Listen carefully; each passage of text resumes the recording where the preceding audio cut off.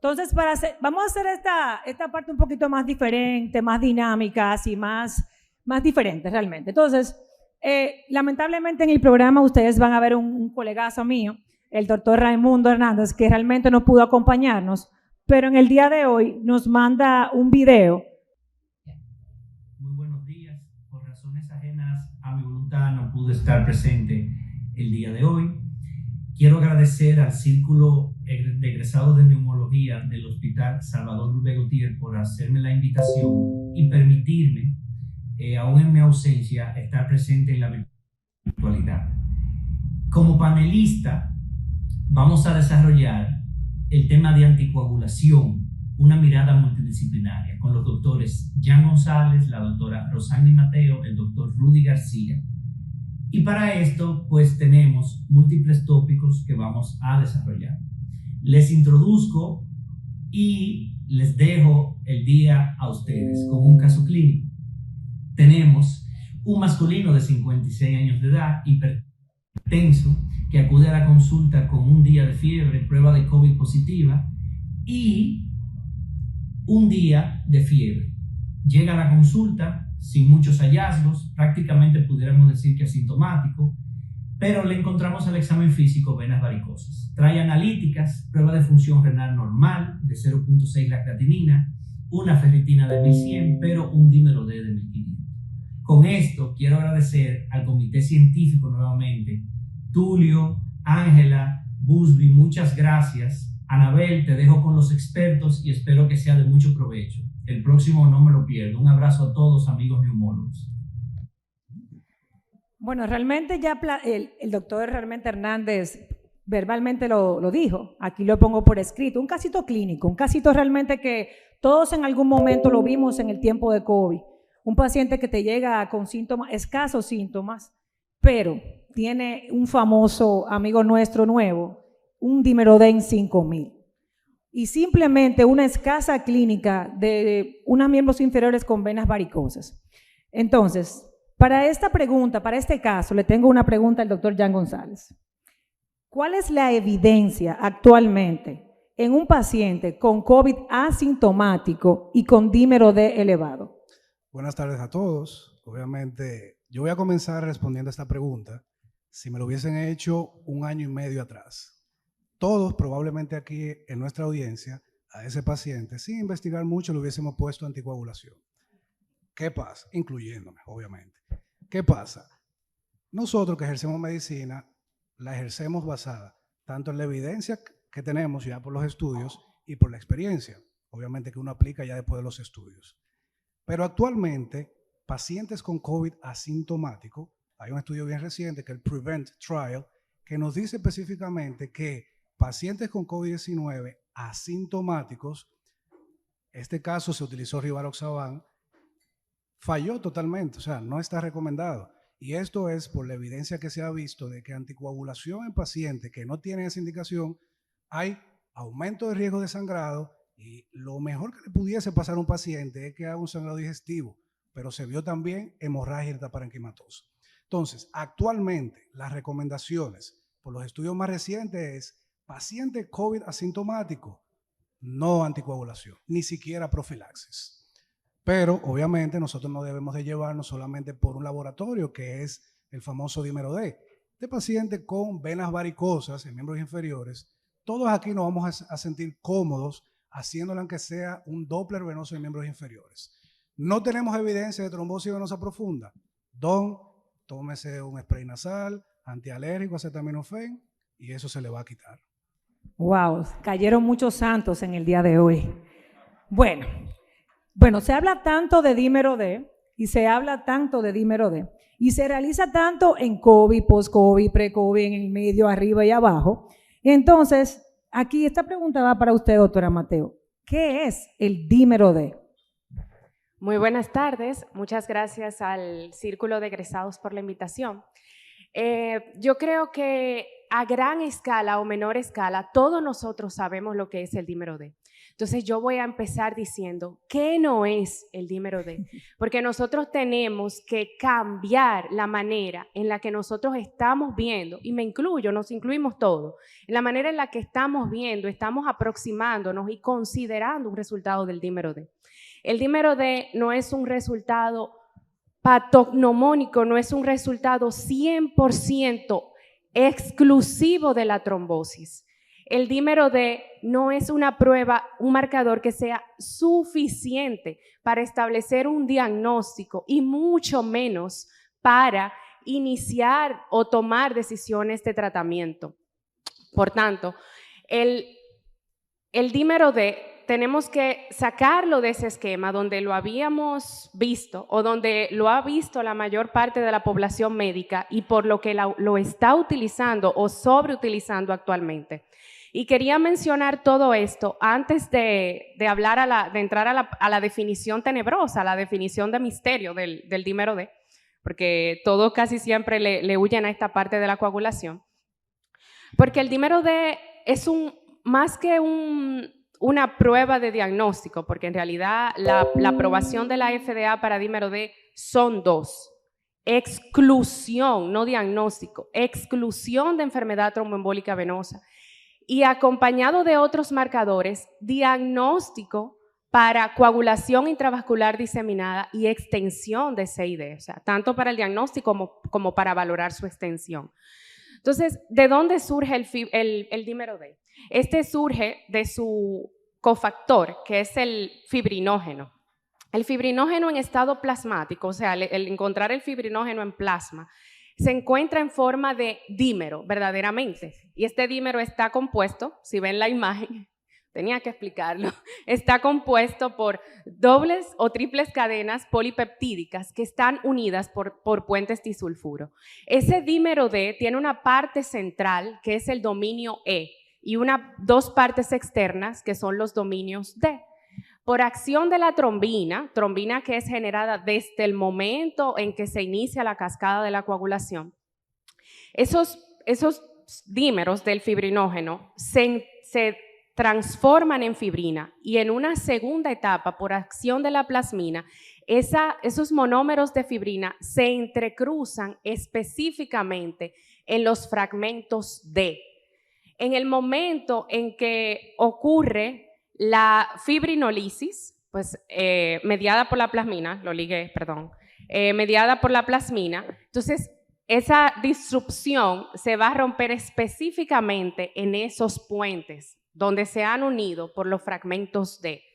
Por tanto, al evaluar un resultado de dímero D, no estamos viendo una partícula única, sino que estamos viendo un complejo de partículas, de unidades, que surgen como la parte final de la degradación del fibrinógeno, la parte final de los productos de degradación de la fibrina. Entonces, ¿cómo vamos a valorar el dímero D? ¿Qué vamos a tener? ¿Qué nos vamos a quedar de él? El dímero D, para mí, es el principal o el más importante reflejo que tenemos disponible, que nos hace tener a la mano el perfecto equilibrio de la hemostasia sanguínea, porque el dímero D no surge si no inicia la cascada de la coagulación. El dímero D, todos nosotros tenemos que tener dímero D, porque eso revela un perfecto equilibrio, pero no es diagnóstico, no es suficiente para poner un tratamiento. Bueno, me quedo realmente, tengo que aprovechar que tengo una experta en sangre para seguir en esa misma línea. Y ahora lo que toca preguntar, tenemos tantos valores de referencia en el contexto de dímero D. Tenemos uno que es 0.1, uno que es 5, uno que es 500, otro que es 1000. ¿Qué importancia tiene eso? ¿Qué relevancia el momento de la toma de decisiones, ese valor de referencia del dímero D y su elevación? Bien, si bien es cierto, sí tenemos muchos valores y muchas formas en la que los laboratorios reportan los resultados del dímero D. Internacionalmente, la Sociedad de Hemostasia y Trombosis ha intentado no randomizar o internacionalizar el valor, sino llegar a una armonía. Sin embargo, todos los estudios han puesto en evidencia que esto es imposible, poder poner todas las medidas iguales, porque en el momento en que se quieren hacer tablas de conversiones, los valores difieren entre uno y otro. Entonces, pedir o esperar que el valor sea identificado en el mismo, o sea, que sea reportado en la misma unidad de valor, es someter al mundo entero a tener los mismos equipos, a tener los mismos métodos de procedimiento, y quizás en países desarrollados pudieran alcanzar optimizar esa parte, pero nosotros todavía no. Bueno, me quedo ahí mismo realmente, me quedo en hematología y sigo lo siguiente. Hay tantos factores que pueden alterar ese dímero D, que tanto le tenemos miedo en esta época de COVID, con tantos fenómenos tromboembólicos inexplicables. Entonces, doctora, ¿cuáles otras causas de elevación de dímero D tenemos o tenemos que descartar? Son muchísimas, son innumerables. Mencionamos las más frecuentes. Desde estado fisiológico, como el embarazo, ese motivo de consulta del día a día de mujeres embarazadas que solicitan dímero D. No entiendo en dónde es que va, los ginecólogos ponen la excusa de la era post-COVID, lo que estamos viviendo. Pero el embarazo supone un aumento del dímero D. Esto dado porque ocurren muchos cambios hemostáticos en esta etapa, tanto por aumento de partículas y proteínas procoagulantes como disminución de sustancias que son anticoagulantes naturales, y se ha visto que esta elevación va aumentando a medida va creciendo o va transcurriendo el embarazo. Mientras más cada trimestre pasa, más aumenta el valor del dímero. En la edad neonatal también se ha visto que es frecuente la elevación del dímero D. Y también hay estudios que revelan que mientras más van pasando los años, mayor es el valor del número D. Por ejemplo, en pacientes que tienen más de 65 años, por ejemplo, estudios han demostrado que se han encontrado valores de 5 a 10 veces por encima de los valores basales que tenían en su edad de niños, que tenían a nivel de la infancia. Hay causas que ya conocemos, que son las causas meramente que cursan o tienen el origen de un coágulo, que es la enfermedad tromboembólica, y otras situaciones, como por ejemplo las quemaduras, los traumas, las cirugías, la reabsorción de un hematoma, las hemorragias, la enfermedad hepática, la enfermedad renal, la coagulación intravascular diseminada. Todas estas por un mecanismo diferente. Por ejemplo, en la hepatopatía y la enfermedad renal es por una disminución de la aclaración. En el trauma, quemadura, cirugía, hemorragia, es un intento de la coagulación, de contener lo que está pasando, y por ende va a haber una parte final que va a estar aumentada, porque está todo aumentado. Y así. Bueno, ya realmente Zafadín me picó el ojo y dijo, ven acá, pero cardiología vino para acá sentada, se fue.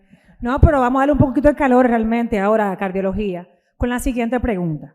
Y es que existe algún tipo de escala para poder estimar el riesgo de un probable trombosis venosa profunda o tromboembolismo.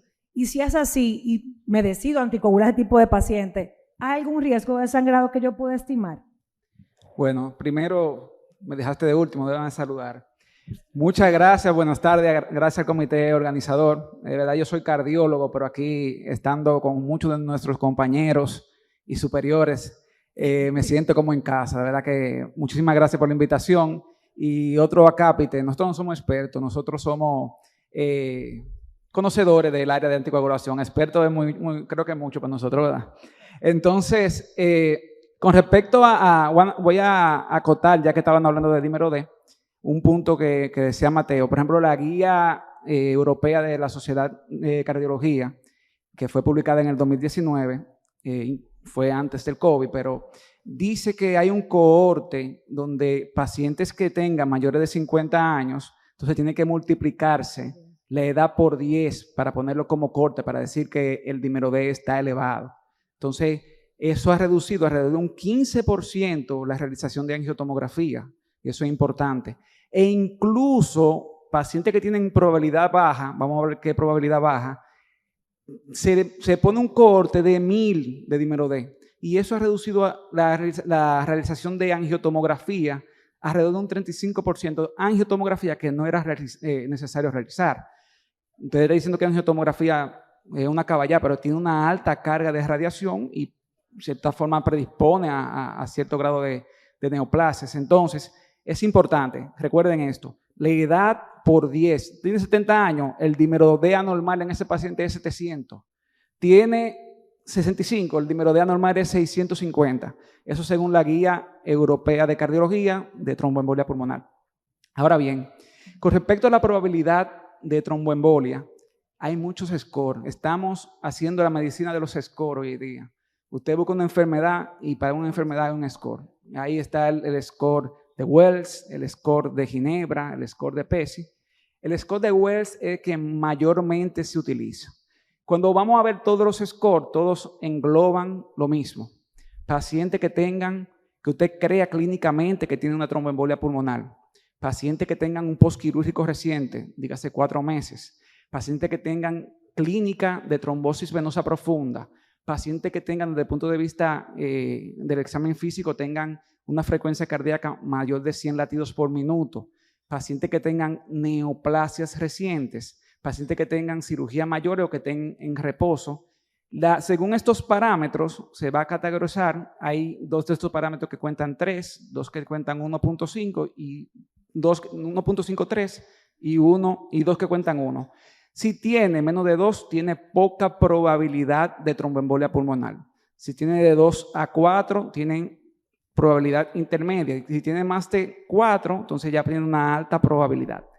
Pacientes que tengan alta probabilidad de tromboembolia pulmonar, entonces ese paciente hay que hacerle lo más rápido posible un estudio para descartar la tromboembolia pulmonar. Directo puede ir a la angiotomografía. Pacientes que tengan riesgo intermedio, podemos hacer un estudio de imágenes, puede ser un ecocardiograma o puede ser un Doppler de venoso de miembros inferiores. Los pacientes que tienen bajo riesgo, y oigan ese punto que era donde quería llegar, pacientes con bajo riesgo, ni se recomienda la realización de dímero D, ni se recomienda. Estamos hablando de tromboembolia pulmonar según la guía. Ellos recomiendan hacer otro score que se llama PERC, y entonces el PERC, ustedes lo revisarán, son muchos scores juntos. Entonces, ese que dice si hacemos o no dímero D. Y en pacientes que tienen alto riesgo, usted sospecha de forma alta que tiene alto riesgo de tromboembolia, tampoco ahí está justificado, ahí es actual. Los pacientes que hay que hacerle dímero D son los de riesgo intermedio. Tú sabes, Anabel, que agregando al comentario de Safadit, obviamente algo muy importante que hay que tomar también y es, ya tú tienes la trombosis venosa profunda y yo tendré riesgo de recurrencia, ¿habrá un score para yo saber eso? La respuesta es que sí. Hay varios en realidad, pero uno de los más aceptados, vamos a poner así, es el HER2, que toma de referencia a lo que se ha satanizado en estos días, que el dímero D también tiene alguna limitación y es principalmente que es para mayormente mujeres. Con los hombres uno no puede estar tan seguro cuándo detener anticoagulación, llevándonos exclusivamente del dímero D, pero sí con la recurrencia nos ayuda bastante. Perfecto. Anabel, quiero decir algo del dímero D. Estamos en casa, dígalo. Algo que no puedo dejar, porque yo imagino que tú vas a seguir progresando en tu agenda, ¿verdad que sí? Por supuesto que sí. Hay algo que no quiero dejar de mencionar y lo traía muy pendiente, y es que si hay algo que ha dejado la pandemia de COVID-19 claro, por la realización de tantos ensayos de dímero D, son las limitaciones que tiene el ensayo, la prueba de laboratorio por dímero D. Tiene grandes limitaciones. Yo le presentaba a mi colega y amiga, la doctora Fe María Peña, hace un rato, un resultado de un paciente con un dímero D en 15.780.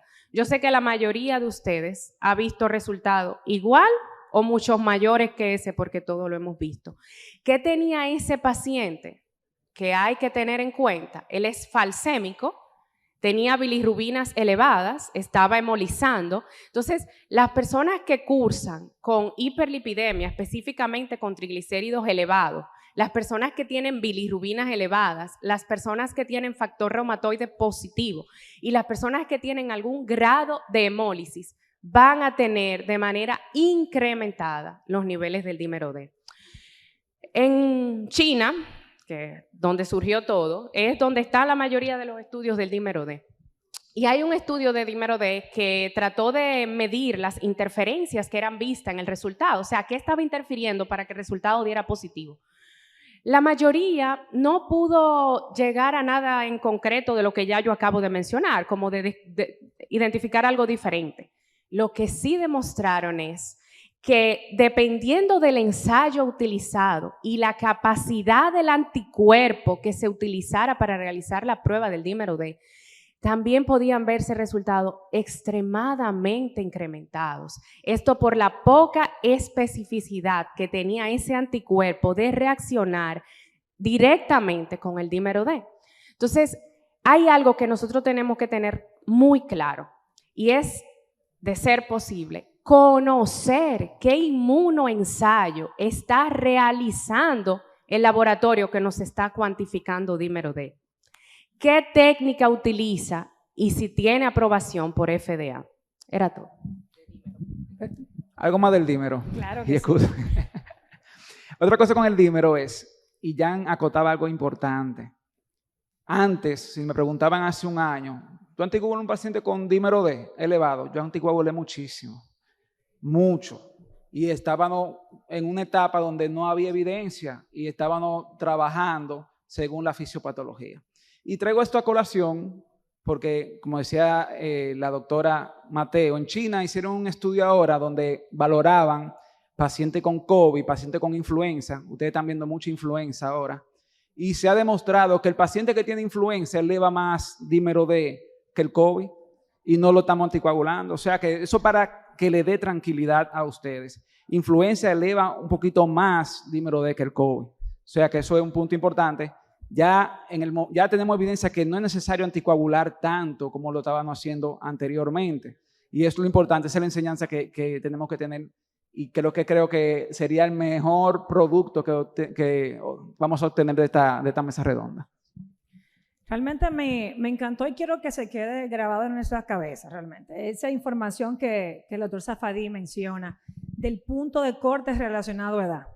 El punto de corte él mencionó claramente, más de 50 años multiplico por 10 y ese va a ser su nivel basal según ese estudio. Es muy importante porque tenemos pacientes longevos que manejan ese tipo de niveles y no es que tenemos que anticoagularlo por ello. Y aquí estamos hablando claramente en base a evidencia científica. Entonces, Safadí, una preguntita, ¿qué tengo que tener pendiente el momento de anticoagular a un paciente desde el punto de vista de análisis? ¿Qué tengo yo que indicarle para prevenir que no aumente el riesgo de sangrado de ese paciente? Bueno, como todo fármaco, o sea, si tenemos un paciente que tiene sospecha de una trombosis y tenemos que anticoagular, usar un fármaco para anticoagularlo, todos los fármacos tienen un metabolismo normal en nuestro cuerpo, tenemos que saber condiciones basales, hay que hacer un hemograma para ver la condición, el nivel de plaqueta, el nivel de los valores hemáticos, conocer la función hepática, porque hay fármacos que tienen un metabolismo hepático, hay fármacos que tienen metabolismo renales, que tienen mayor predisposición por la eliminación renal. Tenemos que conocer en cierta forma el perfil de coagulación del paciente, que también es importante. Y creo que como básico encaminado a iniciar una terapia de anticoagulación sería eso lo más recomendable. Bueno, ya, tú sabes que como neumólogos al fin nosotros fuimos los héroes por un largo tiempo. La capa ya la guardamos, pero yo sigo siendo héroe en mi casa, limpiando, fregando. Pero nada, el tema es el siguiente. En ese tipo de paciente, el primero que teníamos era fácil, era un pacientico que llegó caminando sin ningún tipo de síntomas, pero tenía dímero D elevado. Ahora, cambiamos el escenario. Lo que nos pusimos traje blanco, nos recordamos de ese momento, ese paciente con distrés, ese paciente en ventilación, ese paciente con dímero D aumentado, ¿lleva anticoagulante? Vuelvo y comienzo como respondí mi primera pregunta. Si hubiese sido un año y medio atrás que tú me haces esa pregunta, la respuesta hubiese sido sí, claro que sí. Pero ahora hay bastante evidencia. Uno de los estudios que podemos ver ahí, de una de las sociedades de Rosani, que es el ASH, que es la American Society of Hematology, ellos tiraron 2 estudios. El primero que fue en enero, específicamente ahí sí, enero de este año, ellos recomendaban anticoagulación terapéutica para los pacientes críticamente enfermos. Pero después comenzaron a notar algo que probablemente todos aquí lo vimos en los pacientes en unidad de cuidado intensivo. Alta incidencia de sangrados, intraparenquimatoso, sangrado digestivo. Por eso fue que volvieron a tirar otro estudio más y independientemente el paciente esté críticamente enfermo, soporte ventilatorio, hemodinámico, si no hay evidencia de trombosis venosa profunda, el paciente lleva anticoagulación profiláctica solamente. Bien, pero obviamente, más adelante, septiembre, otro estudio, COVID-PACT, de este mismo año. 750 pacientes aproximadamente, y querían volver hacia atrás a la premisa de anticoagular al paciente críticamente enfermo.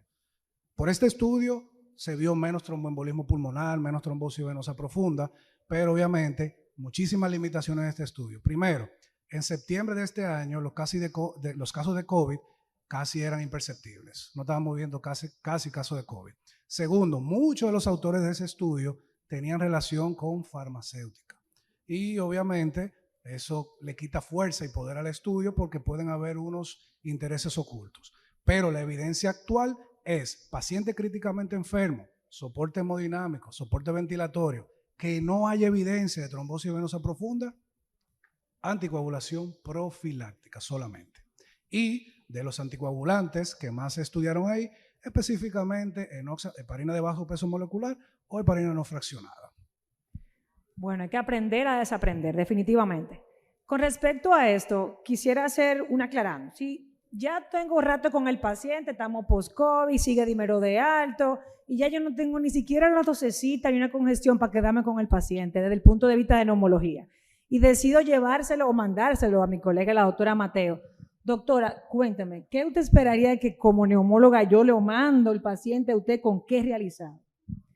Bueno, interesante pregunta. Es bueno siempre identificar cuáles van a ser esos pacientes que tienen un alto riesgo de desarrollar un evento tromboembólico por una trombofilia hereditaria, que es lo que básicamente a donde va dirigida tu pregunta. Pues lo ideal sería descartar mutaciones y deficiencias de la proteína C, de la proteína S, que son los anticoagulantes natural, descartar si hay alguna mutación para el gen de la protrombina. También tienes que mandar a medir la antitrombina, hacer panel antifosfolipídico al paciente, ver el factor 5 de Leiden, mandarlo en toda su expresión, o sea, tanto si es heterocigoto, homocigoto, porque dependiendo incluso de ese resultado va a variar cuál va a ser el tratamiento a largo plazo de ese paciente. Ok, yo te lo voy a referir sin tener que indicarle nada. Realmente. Tú lo mandas. Yo lo mando y yo creo que tú puedes resolver eso sin ningún tipo de problema. Yo confío en tus capacidades, pero te agradezco igual.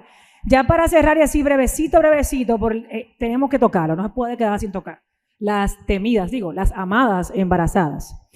Tenemos una femenina de 25 años de edad, de que gesta 4, embarazada de 34 semanas, que acude con edema, eritema y dolor en miembro inferior derecho.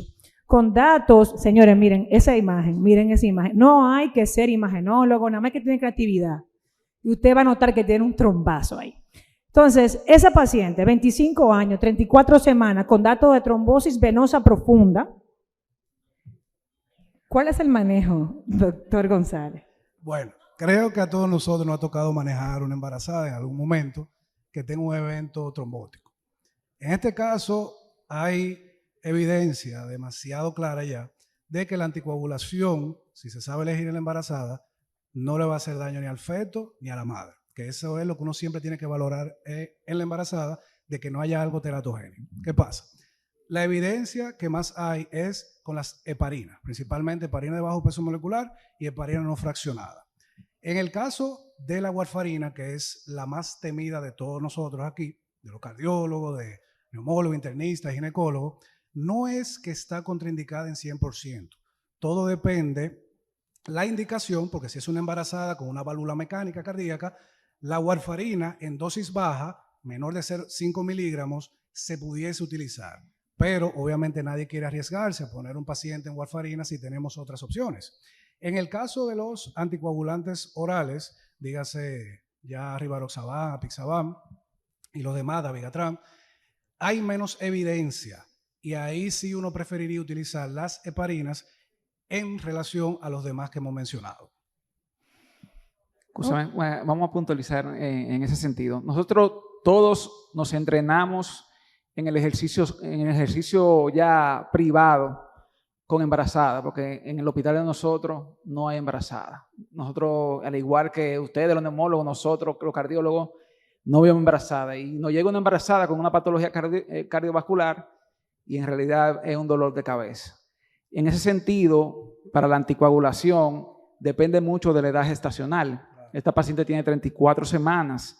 Ya a partir de las 36 semanas, ya vamos a vislumbrar el desembarazo de esa paciente y en ese desembarazo yo puedo llevar esa semanita poniéndole anticoagulación parenteral. Eso podría ser.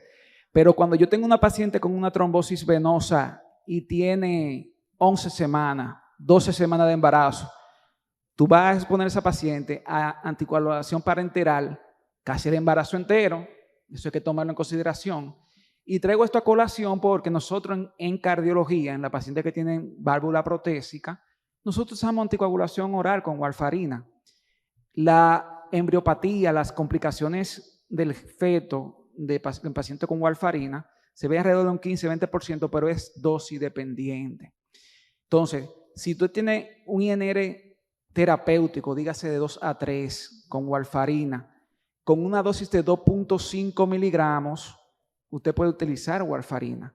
Ahora, si excede, o si para tenerla en INR terapéutico, usted excede esa cantidad, entonces ya ahí sí tuviera justificado la utilización entonces de heparina parenteral, de heparina de bajo peso molecular. Superó las 12 semanas, el riesgo de embriopatía se reduce bastante, entonces usted puede utilizarla. Siempre a una dosis moderada. Cuando supera los 5 miligramos, el riesgo de complicaciones para el feto son mayores. Y ya al final, que es lo que se hace, hacerse un puente, cuando ya llevamos las 34 o 36 semanas, porque el uso de warfarina se ha asociado a hemorragia intracerebral en el bebé. Y siempre se recomienda, en este caso, cuando hay anticoagulación, que el desembarazo sea vía cesárea, para evitar ese tipo de complicaciones. Eso quería acotar. No, buenísimo. O sea, mi cabeza era Noxa y Enoxa y un chima de Noxa, pero ya tenemos warfarina usada en el embarazo del principito. Bueno, ya para cerrar, porque ya me están haciendo una seña chulísima, quiero hacer la terapia del puente. De puente en el sentido de, tengo pacientes con API, RIVA, o sea, anticoagulantes orales, se tiene que operar porque tiene una vesícula que le duele muchísimo. Entonces, ¿qué hago con ese paciente en el contexto de que hay que operarlo y está anticoagulado porque tiene un trombo en una pierna y si no se lo quito puede haber un lío?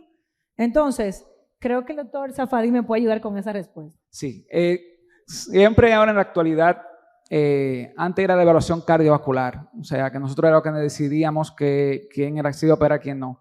Hoy en día en la evaluación participan muchísimo más los demás clínicos, hematología, cardiología y neumología. Y más ahora que dentro del panel de evaluación prequirúrgica se ha agregado el dímero D, hemograma, órgano, glicemia, virales y dímero D. Entonces tenemos que actuar todos en conjunto.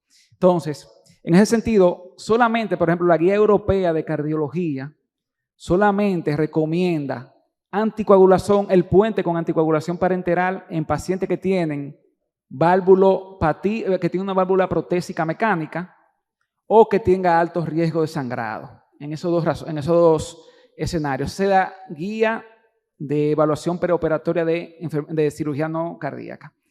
Esa fue publicada por los europeos hace agosto del año pasado, de este año. CHES, que por donde más se dirigen los neumólogos, según lo que yo he visto, también publicó una guía de evaluación prequirúrgica para anticoagulación. Y ellos son un poquito más laxos.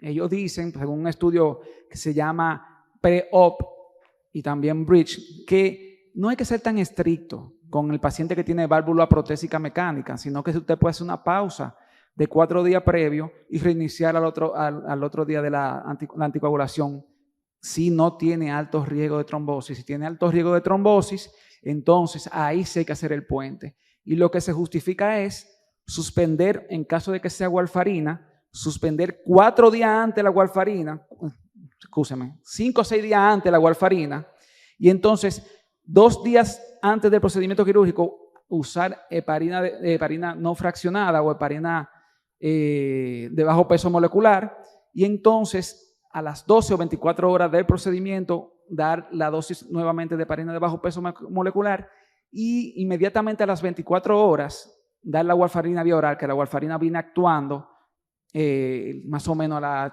48 horas, 72 horas viene a actuar la warfarina. Ese es más o menos el papel. Ahora se anticoagula poco con warfarina.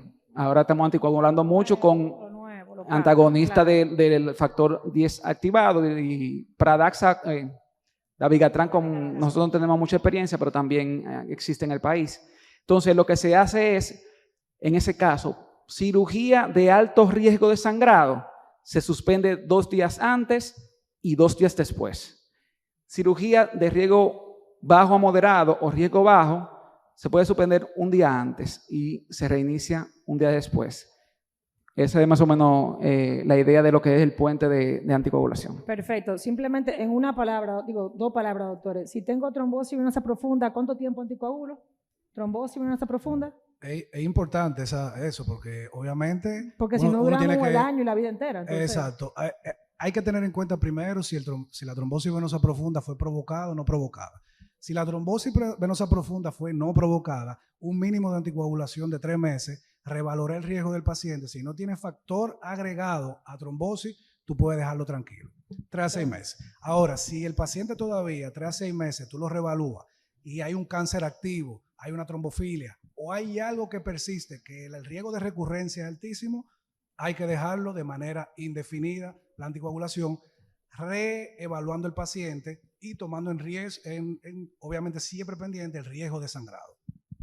Perfectísimo. Entonces ya con esta última participación cerramos este panel de expertos de anticoagulantes multidisciplinariamente hablando.